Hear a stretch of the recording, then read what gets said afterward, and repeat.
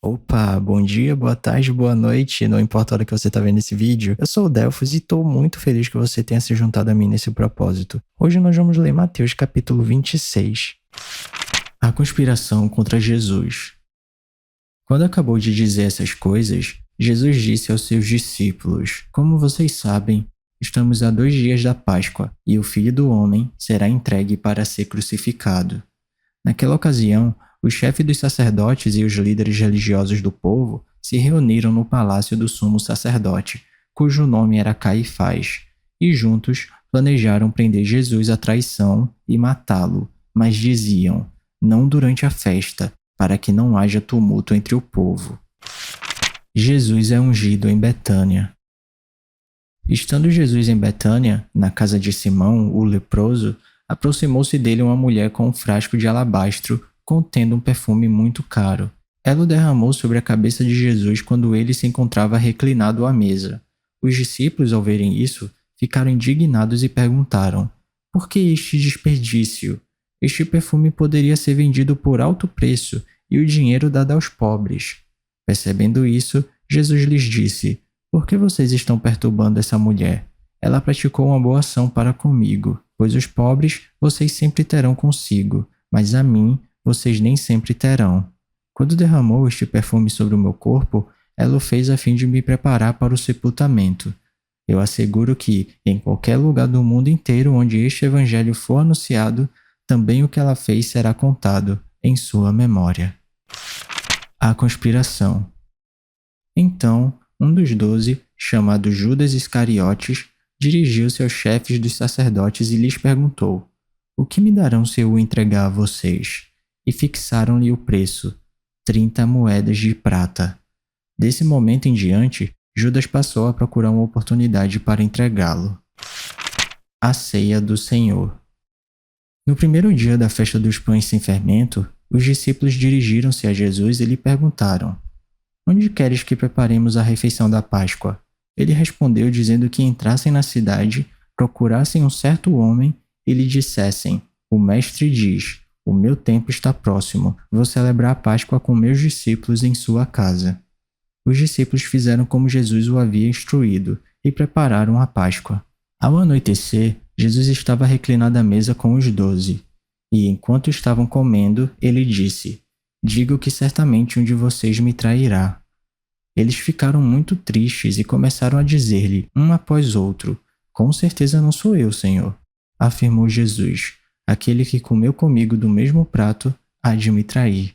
O Filho do Homem vai, como está escrito a seu respeito, mas ai daquele que trai o Filho do Homem. Melhor lhe seria não haver nascido. Então Judas, que haveria de traí-lo, disse: com certeza não sou eu, mestre. Jesus afirmou: sim, é você. Enquanto comiam, Jesus tomou o pão, deu graças, partiu-o e o deu aos seus discípulos, dizendo: tomem e comam, isto é o meu corpo. Em seguida tomou o cálice, deu graças e ofereceu aos discípulos, dizendo: bebam dele todos vocês, isto é o meu sangue da aliança, que é derramado em favor de muitos, para perdão de pecados. Eu digo que, de agora em diante, não beberei deste fruto da videira até aquele dia em que beberei o vinho novo com vocês no reino de meu Pai. Depois de terem cantado um hino, saíram para o Monte das Oliveiras. Jesus prediz que Pedro o negará. Então Jesus lhes disse: ainda esta noite todos vocês me abandonarão, pois está escrito: ferirei o pastor e as ovelhas do rebanho serão dispersas. Mas, depois de ressuscitar, irei adiante de vocês para a Galiléia. Pedro respondeu: ainda que todos te abandonem, eu nunca te abandonarei. Respondeu Jesus: asseguro que ainda esta noite, antes que o galo cante, 3 vezes você me negará. Mas Pedro declarou: mesmo que seja preciso que eu morra contigo, nunca te negarei. E todos os outros discípulos disseram o mesmo. Jesus no Getsêmani. Então Jesus foi com seus discípulos para um lugar chamado Getsêmani e lhes disse: sentem-se aqui enquanto vou ali orar. Levando consigo Pedro e os 2 filhos de Zebedeu, começou a entristecer-se e a angustiar-se. Disse-lhes então: a minha alma está profundamente triste, numa tristeza mortal. Fiquem aqui e vigiem comigo. Indo um pouco mais adiante, prostrou-se com o rosto em terra e orou: Meu pai, se for possível, afasta de mim este cálice, contudo, não seja como eu quero, mas sim como tu queres. Depois voltou aos seus discípulos e os encontrou dormindo. Vocês não puderam vigiar comigo nem por 1 hora? Perguntou ele a Pedro. Vigiem e orem para que não caiam em tentação. O espírito está pronto, mas a carne é fraca. E retirou-se outra vez para orar. Meu pai, se não for possível afastar de mim este cálice sem que eu o beba, faça-se a tua vontade. Quando voltou, de novo os encontrou dormindo, porque seus olhos estavam pesados.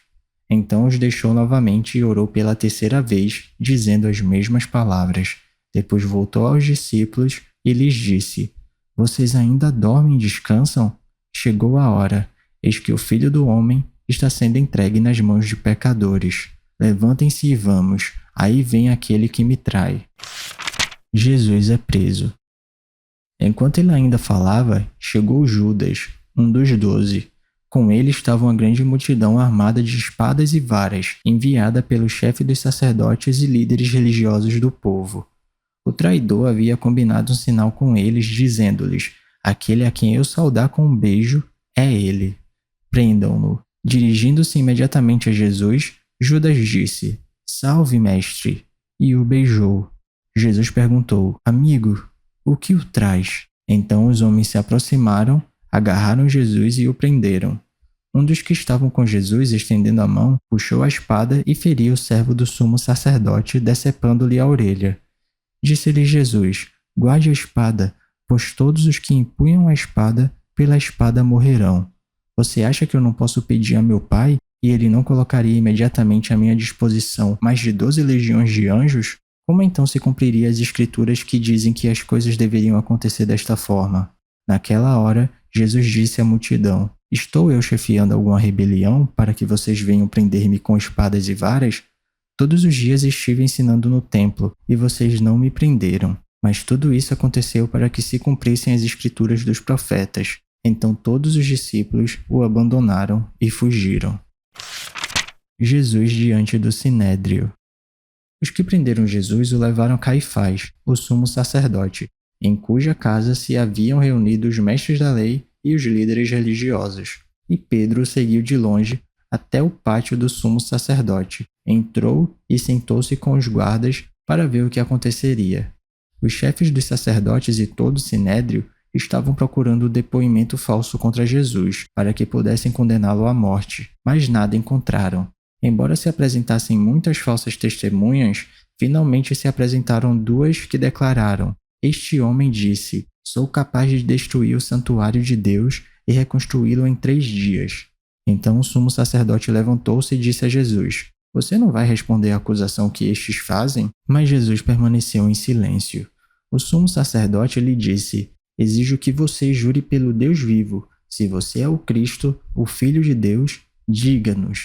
Tu mesmo disseste, respondeu Jesus, mas eu digo a todos vocês, chegará o dia em que vereis o Filho do Homem assentado à direita do Poderoso e vindo sobre as nuvens do céu. Foi quando o sumo sacerdote rasgou as próprias vestes e disse: Blasfemou! Por que precisamos de mais testemunhas? Vocês acabaram de ouvir a blasfêmia. O que acham? É réu de morte, responderam eles. Então alguns lhe cuspiram o rosto e lhe deram murros. Outros lhe davam tapas e diziam: Profetize-nos, Cristo. Quem foi que bateu em você? Pedro nega Jesus. Pedro estava sentado no pátio e uma criada aproximando-se dele disse: Você também estava com Jesus, o Galileu. Mas ele o negou diante de todos, dizendo: Não sei do que você está falando.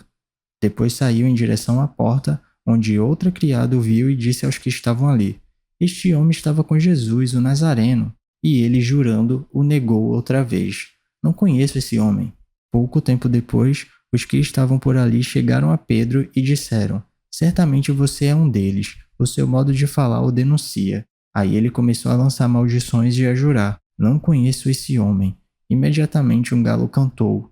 Então Pedro se lembrou da palavra que Jesus tinha dito: Antes que o galo cante, você me negará 3 vezes. E saindo dali, chorou amargamente.